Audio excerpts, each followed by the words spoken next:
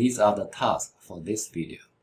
We input a simple dataset, just 5 pairs of x and y. Then we estimate alpha and beta of the following single-factor linear model. Y equals alpha plus beta x. Task number 1, using least square method, i.e. we are going to use Excel solver. Task number 2, use the Excel intercept and slope functions. Task number 3, we use the following formula.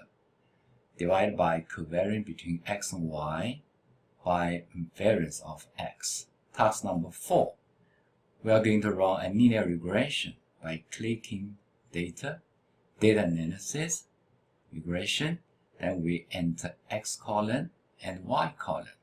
Task number 5, we interpreted the last part of the output from task number 4. In this short video, I'll show how to run a simple linear regression by using a very simple dataset. So let's enter 2 columns x and y. We have 1, 2, 3, 4, 5. So actually we only have 5 pair of x and y. Only alpha and beta. Okay, so let's insert some rows here.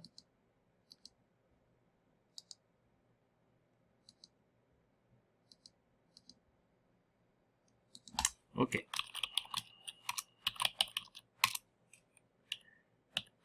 Okay, we assume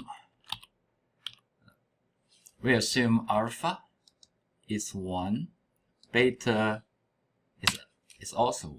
Okay, so least square is we calculate the error, squared error, and we take summation, and our objective is minimize the total error by changing alpha and the beta.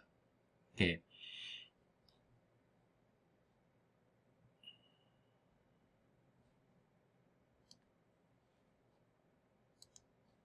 So this is our regression. Okay, I'm going to copy paste to our spreadsheet. Okay.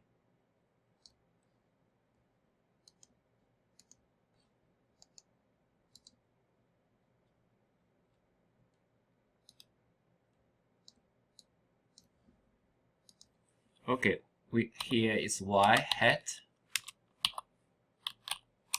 Okay, so y hat is simply alpha plus beta times x1. Okay, before we copy paste, you see the assume alpha is 1, 1 plus times 2 equals 3. Okay, so we have to fix alpha f4 here, f4 here before we copy and paste our formula. Okay, so this is our estimation. Okay, so next one, we calculate y I minus y hat I. Okay, then we have the power, okay, squared. Okay, so equals y to 12 minus 3 and power. Okay, so this is our deviation, squared deviation. So squared deviation. So we copy and paste. So this is total summation. Okay,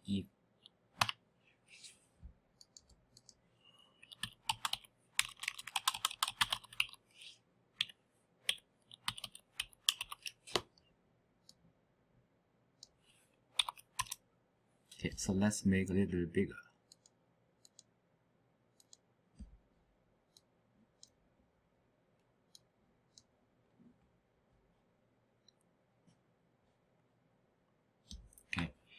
Okay, now we have our objective function. Okay, so this is total sum. Okay, total sum. So this is our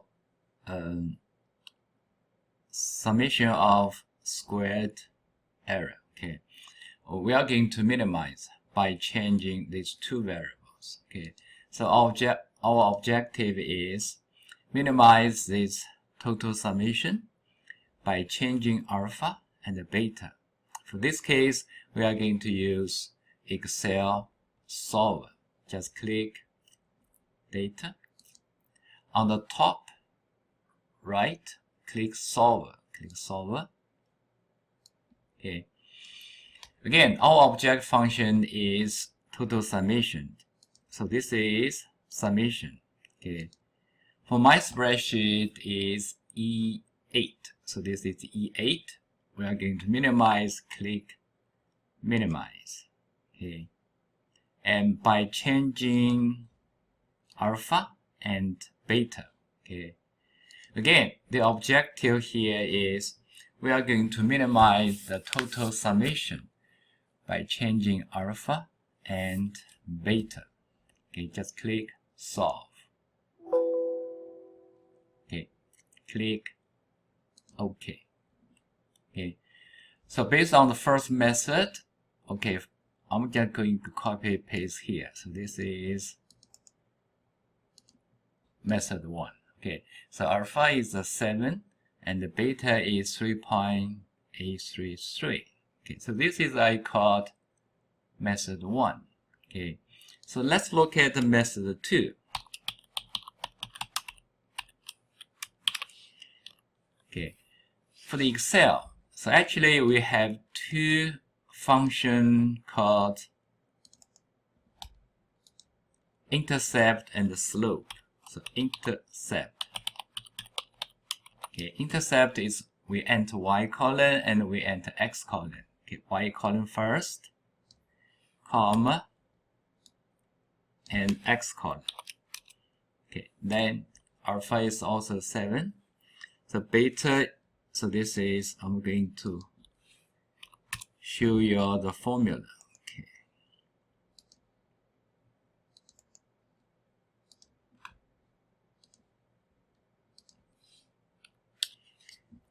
Okay, so the next one is called slope. So slope is same thing, it's y column, comma, and x column. Then we have the same result. Okay, so alpha is 7 and beta is 3.88. Okay, I'm going to show the formula again. So this is alpha. So this is Excel function called slope. Okay, so first one we use intercept to calculate alpha. Then we use slope function to calculate beta. Okay. So method 3, we are going to use the formula called the variance covariance. Okay, so this is, I'm going to copy the formula here. Okay, so this is another method to calculate variance covariance. Okay, so this is calculated beta.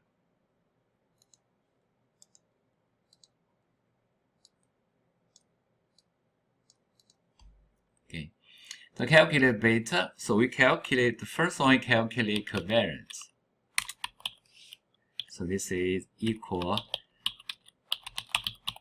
okay, .s.p.s for population, .s for sample. For far length, we use sample. Okay, so this is x column, comma, y column. Okay, so this is covariance between x and y. So divide by variance. Okay, so this is variance x. Okay, so this is equals dot s. Okay, variance of x. Okay, so this is a beta. So beta equals covariance divided by variance. Okay, covariance divided by variance. Okay, so The first method, we use least square method, so it's we have the same result. Okay, intercept 7 and beta 3.83, and we can use alpha. We can use intercept slope method 2. The method 3, we can use the variance covariance, so variance between x, y divided by variance of x. Okay, the last method,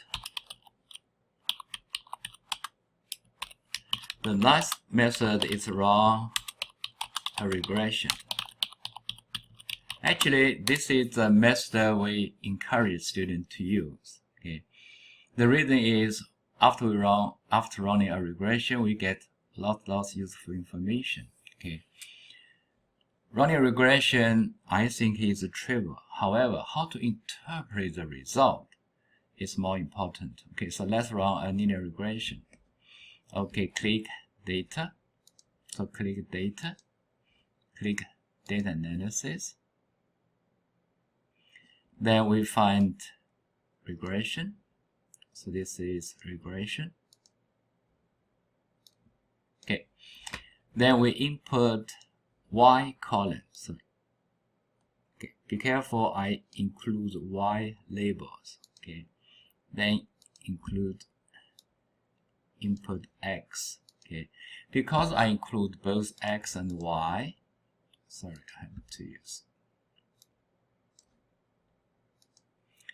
and I've checked the labels. Okay, because I want to compare with other method. Okay, I output here. Okay, so this is output range.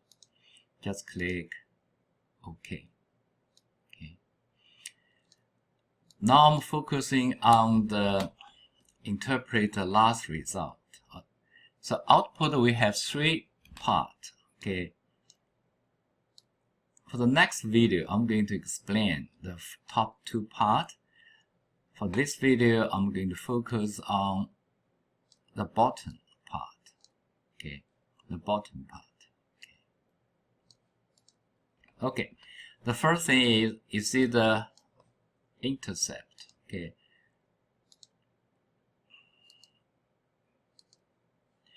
the intercept or alpha is 7 and x, so coefficient or beta is 3.833. Okay, even the intercept is 7, our hypothesis is intercept equals 0? So actually, the first question I type here,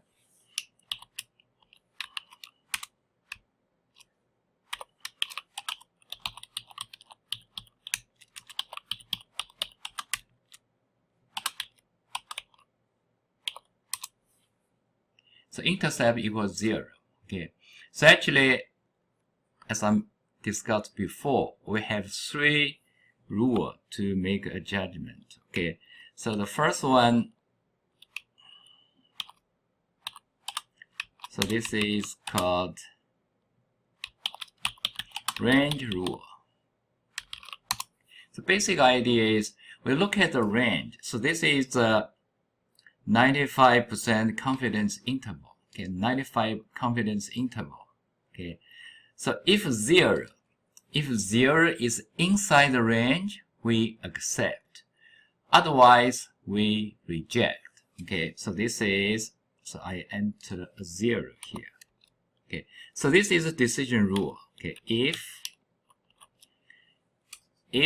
0, actually there are 2 conditions. One is called if 0 is less than the lower bound. Sorry, it's higher than the lower bound.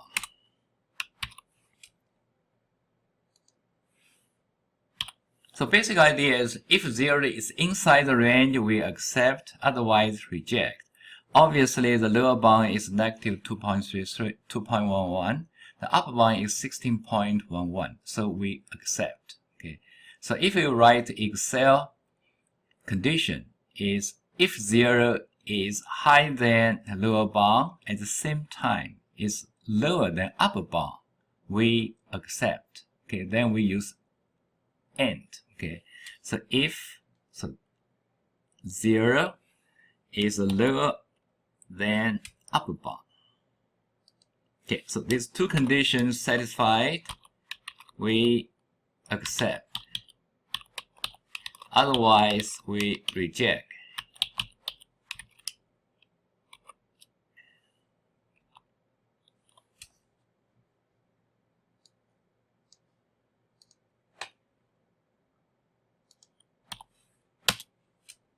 Okay, so actually, if suppose, so let's change it to, for example, 50. You see, it's automatic reject. Okay, so let's go back. So this is rule number 1. Okay, so rule number 2. So this is I called distance rule. So distance rule is if our t value is higher than t critical value, we reject. Otherwise, we accept. Okay. So the first one is, what is the t critical value? So t inverse, because this is two-sided test, so we have to use, suppose we alpha is 5%. So and two-sided test, degree of freedom is n-1. Okay, the critical value is 2.77. Okay, the t value, t statistic is 2.44. After we consider absolute t value, then we also should accept. Okay, so here, okay, I'm going to make this formula available.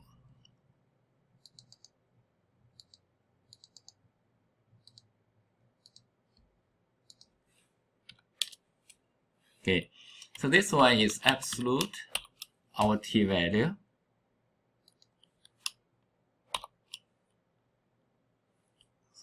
I should use if. So if absolute t value is higher than absolute t critical, we reject. Otherwise, we accept.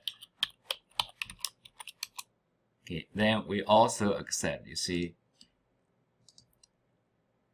accept and also accept. Okay, the decision rule number 3 is shaded area. Actually, is p versus alpha. Okay, so let's enter alpha. So actually is 0.05. Okay, so if p value, you see the p value is higher than, is less than alpha, we reject. Otherwise, we accept. Okay, then obviously, because the p is 9%, is higher than 5%, we accept. Okay, and so this is about intercept, is about alpha, and we can use exactly same rule to decide whether we should accept or reject beta equal 0. Okay. Okay. So this is I will stop here today. Okay. So next time I'm going to run this one again. I'm going to explain what is the meaning, how to replicate first part and second part. Thank you.